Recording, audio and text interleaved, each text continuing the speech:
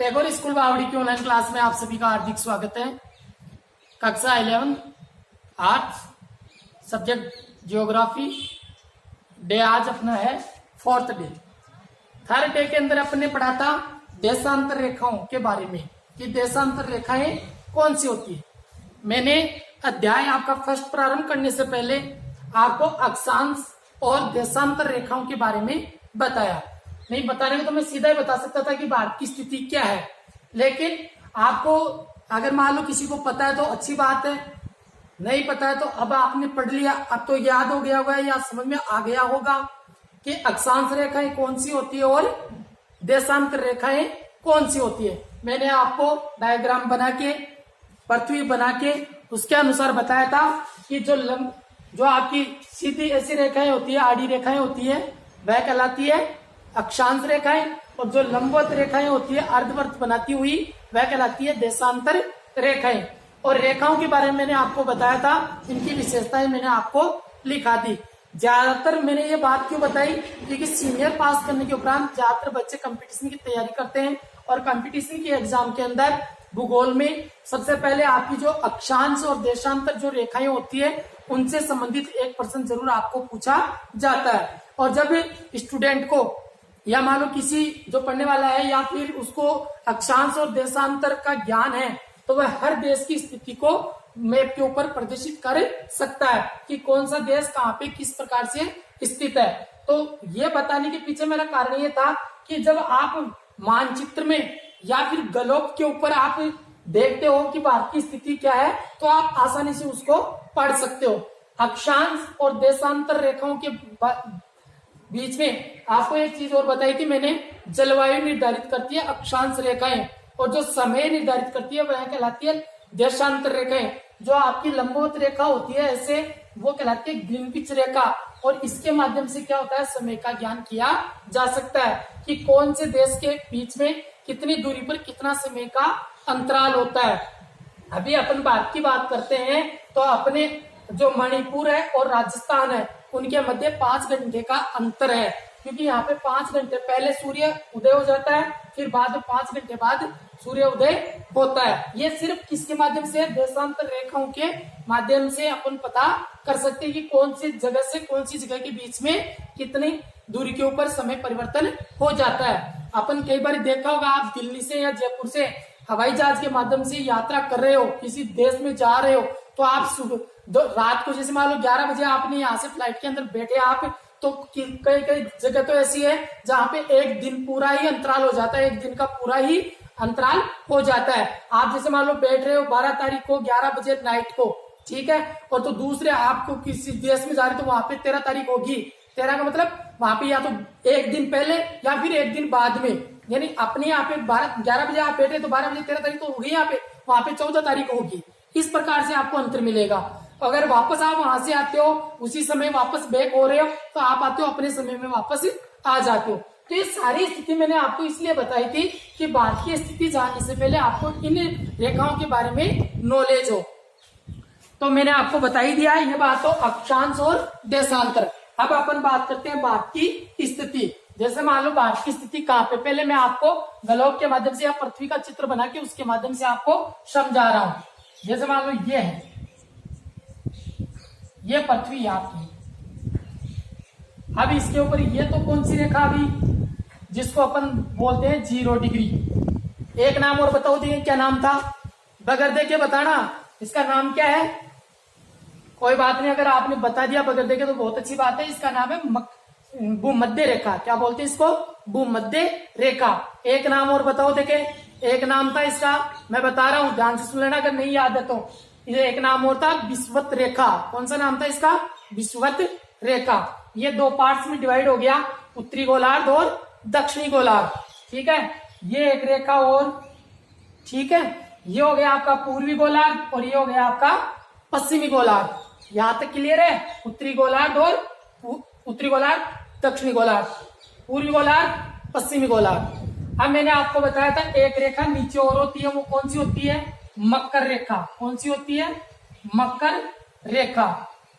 फिर मैंने आपको बताया था एक लाइन ऊपर से ऐसे और होती है, वो कौन सी होती है, ये होती है कर्क रेखा। कौन सी होती है, कर्क रेखा, कर्क रेखा। यहां से मैं मिटा देता हूं क्योंकि यहाँ पे आपको बात करना, मानचित्र बना के बताता हूं। देखो कहां पे स्थिति इसकी होती है। ये रेखा है आपकी कारक रेखा, ये हो गई आपकी कारक रेखा। अब देखो भारत की स्थिति क्या, आप सबको पता है कि भारत के बीच से होकर एक रेखा गुजरती है। देखो आप खुद बना लोगे, मैं नहीं बता रहा हूं, आप खुद बना लोगे कि भारत के बीच से एक रेखा गुजरती है जो 8 राज्यों को काटती है। राजस्थान, गुजरात, राजस्थान, मध्य प्रदेश, छत्तीसगढ़, इस प्रकार से आपके लास्ट में मणिपुर तक जाती है, त्रिपुरा, मणिपुर तक। तो वहां पे 8 राज्यों को रेखा काटती है। तो बताओ कौन सी रेखा काटती है, आप बताओ देखें। तो वो रेखा काटती है कर्क रेखा। कौन सी रेखा काटती है, कर्क रेखा। तो अपन यहां से बीच से ही मान लो यहां से ले लेते हैं। जैसे मान लो ये भारत का मैप हो गया, छोटी जगह थी इसलिए ऐसा ही बना। जब आपको मैप बड़ा बना के बताऊंगा ना तब देखना। तो ये इस प्रकार से आपकी क्या करेगी, यहाँ पे ये भारत की स्थिति है। अब आप बताओ देखें अपने भारत की स्थिति क्या हो गई। यहाँ पे अपने भारत की स्थिति हो गई, ये कौन सा गोलार्ध हुआ था, उत्तरी गोलार्ध, और ये कौन सा, दक्षिणी गोलार्ध, ठीक है। और ये कौन सा हो गया, इधर वाला कौन सा हो गया। इस रेखा से देखते हैं अपन, बीच वाली रेखा से देखते हैं 0 डिग्री से, उत्तरी गोलार्ध, दक्षिणी गोलार्ध। अब इस रेखा से देखते हैं पूर्वी गोलार्ध और पश्चिमी गोलार्ध। तो अपने भारत की स्थिति हो गई उत्तरी पूर्वी गोलार्ध। कौन सी स्थिति हो गई, उत्तरी पूर्वी गोलार्ध। अपना जो देश है भारत, वो है कौन से, किस तरफ है, उत्तरी पूर्वी गोलार्ध में है, क्योंकि अपन पश्चिम के पूर्व में है, पश्चिम के पूर्व में। तो जैसे मान लो अपन बोलते हैं ना पाश्चात्य संस्कृति, यानी पीछे वाली संस्कृति, तो ये पश्चिमी वाली संस्कृति ये यहां से ही पनपी है।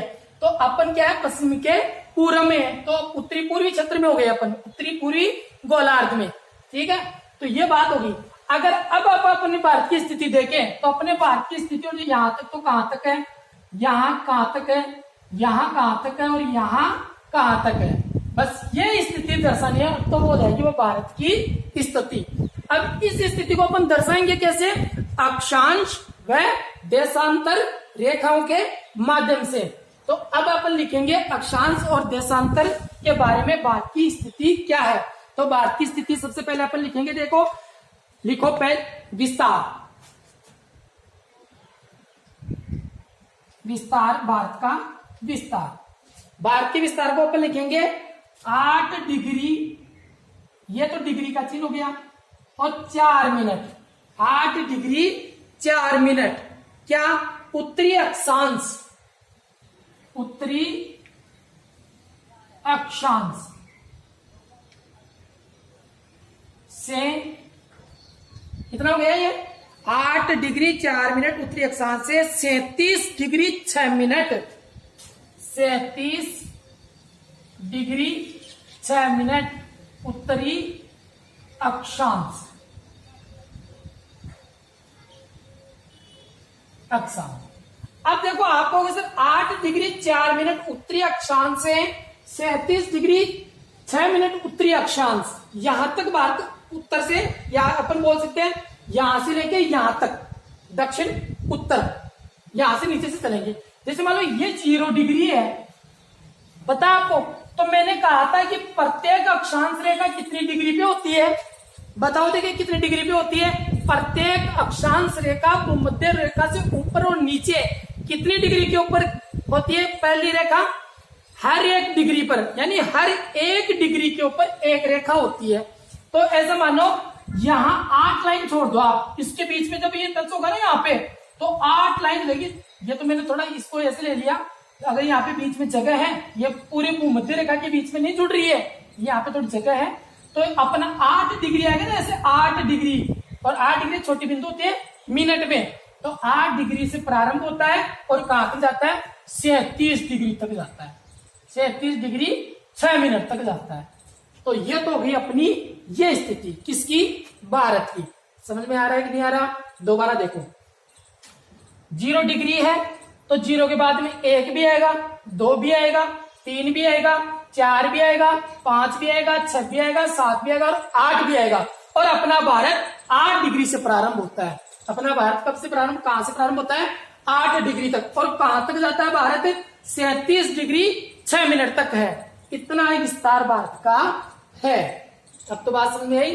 अब अपन बात करते हैं देशांतर की। अब अपन किसकी बात करेंगे? देशांतर की। तो देशांतर है अपना 68 डिग्री 7 मिनट 68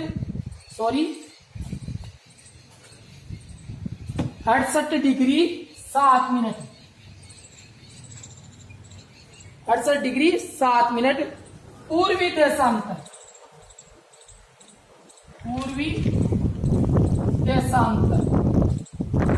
से 68 डिग्री 7 मिनट पूर्वी देशांतर से 97 डिग्री 25 मिनट 97 डिग्री 25 मिनट पूर्वी देशांतर यहां तक भारत का विस्तार है। पहले तो अपना पढ़ा अक्षांश है, फिर दूसरा पढ़ा अपने देशांतर। तो अक्षांश और देशांतर, जैसे मान लो यहां पूर्वी देशांतर इधर से है, तो पूर्वी देशांतर कितना आएगा यहाँ पे? ऐसे भी तो है ना देशांतर रेखाएं, मैंने बताया था ना अर्धवर्त बनाती है, और दो देशांतर रेखाएं मिलकर क्या बनाती है? एक पूरा वर्त बनाती है। एक देशांतर रेखा अर्धवर्त बनाती है। तो जो ये लाइन आएगी यहां से, वो पहली लाइन कितनी डिग्री पे होगी? 68 डिग्री पे। कितनी डिग्री पे होगी? 68 डिग्री पे। और जो लास्ट वाली लाइन होगी पूरी देशांतर, वो कितनी होगी?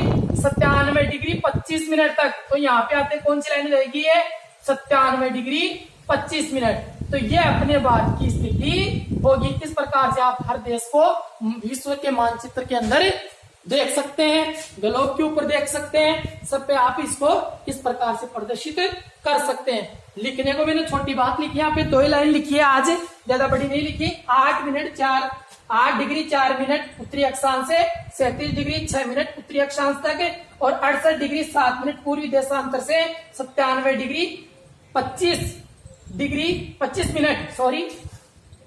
मिनट पूर्वी देशांतर तक भारत की स्थिति है। ज्यादा लाइनें नहीं है, आपको समझना है इसको, रफ कॉपी में इसको बनाना है इस प्रकार से डायग्राम, फिर उसके ऊपर भारत की स्थिति को प्रदर्शित करना है। या तो आपको करने के लिए 2 ही लाइन है, लेकिन समझने के लिए आपके पास काफी ज्यादा आपके पास मैटर है, इसको आप समझ सकते हो रफ कॉपी के अंदर आराम से बना के। आज की क्लास में इतना ही, नेक्स्ट पढ़ेंगे अपन नेक्स्ट डे।